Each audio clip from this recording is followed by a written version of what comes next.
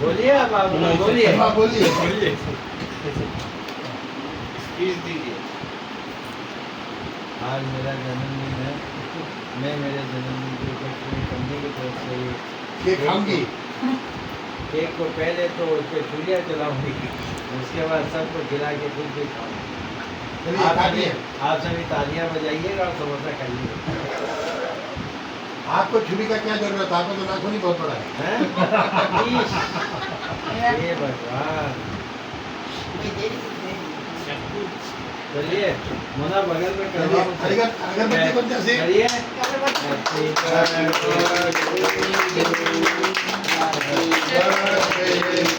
Sudipa madam, happy birthday to you. नाम क्या है आपका? सुदीपा जी। सुदीपा। सुदीपा। सुगली पा। आइए खिला उनको, अरे खिलाओ, खिलाओ ना। खिलाओ। भाभी जी का हाँ भाभी जी दीजिए। गोपाल जी उत्सव है, कहते छोड़िए मत भाभी जी, ये क्या ऐसे कैसे करना है? पूरा खाइए। खाइए, मिर्ची थोड़ी है। ये गाओ भाई। हाँ गाओ गाओ। ये हजारों साल मेरी है आरज़ू।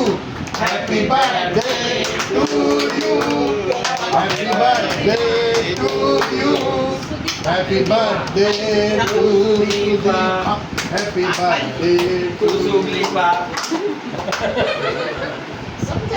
लगा दो दूधा का लिख दो।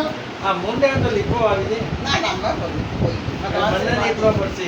हाँ हाँ।